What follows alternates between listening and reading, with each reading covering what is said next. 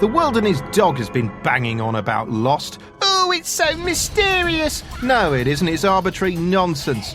If you're after a far superior US TV series, here's a few I recommend so hard it hurts. First, The Shield, which shows regularly on 5 and is available on DVD. It charts the ups and downs in a fictional LA borough perpetually on the brink of disaster. The central character is Vic Mackey, a sort of good cop, bad cop rolled into one. He's played by Michael Chiklis, who looks so much like Ross Kemp it's embarrassing, although fortunately he can act. Okay, thanks fellas. Then there's The Wire on FX and also available on DVD. I don't have time to detail just how brilliant this is, but it's possibly the finest TV series ever made, better even than The Sopranos, for instance. Thrilling, tragic, shocking, and almost obscenely absorbing. It takes a couple of episodes to get into, but once you're in, you are in. Buy the box sets, watch it from the start, and you are in for a treat. Yippee! Finally, Deadwood, which airs on Sky and is also out on DVD. Another series so good it's downright humiliating, featuring a fantastic performance from erstwhile Lovejoy, Ian McShane. I need to fuck something. Trixie! I simply can't stress enough how good all three of these shows are. Make a note: The Shield, The Wire and Deadwood. Just get them. Richard Dreyfuss and Danny DeVito star in our late film, 10 Men in an Hour, here on BBC One, after Question Time.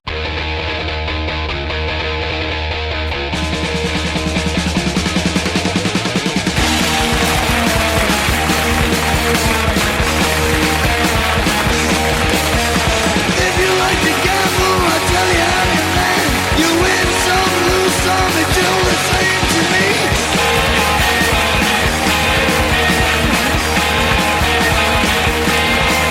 The pleasure is to play, make no difference what you say.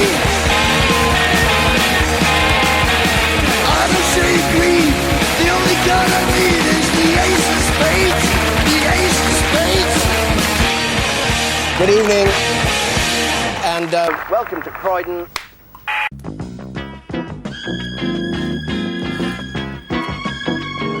Television costs money. So much money, it would make your head spin around.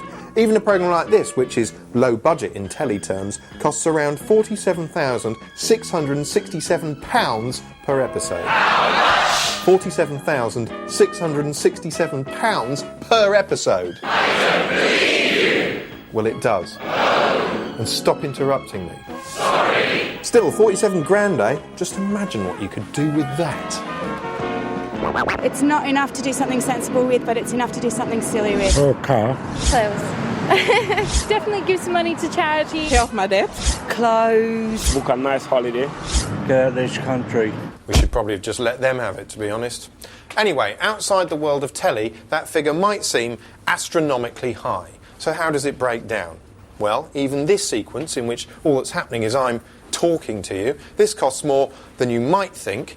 For starters, there's the camera guy. He's hired, together with all his equipment, from a facilities house.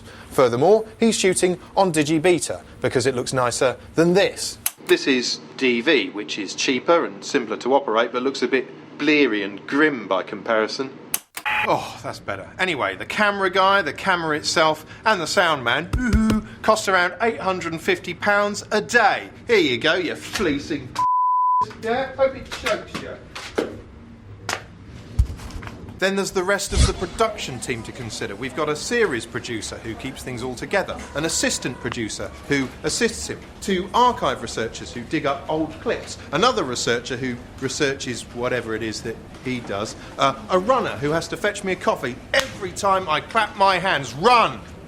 A production manager who balances the books, a production coordinator who coordinates shit, and this man who we pay to stand in a corner of the office feeding banknotes into a shredder.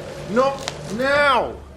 And then finally there's me, the talent. Amazingly, this lot costs around £1,900 a day. Here you go, you useless sponging Then there's the cost of post-production, i.e. an edit suite where we chop everything visual together and add filters like this, or this, make the picture do things like this, or add graphics like this. Because that's the sort of thing you modern telly-watching whippersnappers demand nowadays. There's also an audio dub so we can add voiceovers and mix it all together properly so it doesn't sound rubbish like this.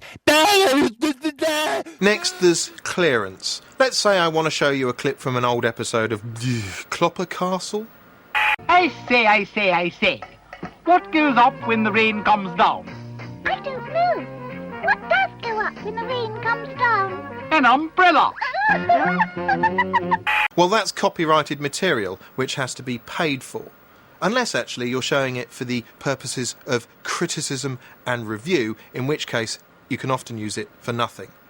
Unfortunately, I'm not criticising or reviewing that at all, which means that old puppet nonsense has just cost the production £500. And it's not just moving images we have to pay for. Simply by holding up this copyrighted photo of former Environment Secretary John Selwyn Gummer, I've cost the production another 50 quid. I don't even want to. Every time you see a photo like this in the background of a TV show, chances are someone has had to pay to clear it. And these are just the things you can see. Now, music. Actually, we save quite a lot of money here being on the BBC. Thanks to their blanket agreement with the music industry, there's a lot of tunes that don't cost us anything. If I was on another channel, it might cost me a fortune to play, say, a bit of Sgt. Pepper. But this is the Beeb, so take it away, the Beatles. Weirdly, however, I can't show you the cover of Sgt. Pepper because they won't let us. I can, however, just throw it away, thereby blowing another £15 on a prop. And if I'm pissing the money away, I might as well push the boat out even further with another great picture of John Selwyn Gummer. Ooh, we're partying now! There are loads of other costs which are on your screen now if you're that bothered. Anyway, given how much our modest half hour sets the world back, imagine how much it cost to make something like this. Oh, those are horses. Those are notoriously expensive. They insist on being driven to the set every day in individual cars. Madness. That's a courtroom. They had to build that 10,000 times actual size, apparently. And that judge's wig, that's not a wig, that's a rare orchid. Yes, telly is a terrifyingly expensive business, so it's not surprising some shows try to claw back some of that cash any which way they can. Way back in 1985, Live Aid viewers were shocked to pieces when Bob Geldof said, "Give us your fucking money." Terrible impersonation. And he'd never actually said that. What he actually said was this. There are people dying now, so give me the money. And here's the numbers. We read about. No, we're probably going to get the address first, aren't we? No, let's fuck the address. Let's get the numbers. Noble sentiments there. Today, TV asks for your fucking money all the time. The only difference is the language has changed. A. Strawberries. Then you need to get on the phone. B. Oranges. Pick up the phone. Or C. Bananas. To 81149. It's exciting. Ah, yeah, no, there is one other difference. This time round, none of the money goes to the starving. Sorry, guys. Yeah, I think the answer is B. Beverly Allitt. Premium rate phone-in competitions have been a TV staple for years now, but recently there's been an explosion in the sheer amount of money grabbing that's going on. You've got reality show phone votes.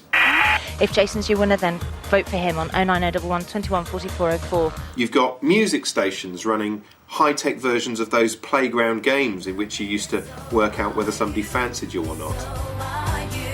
This is a really good match for the two of you. Safe to say that's a match then. Then there's interactive muck.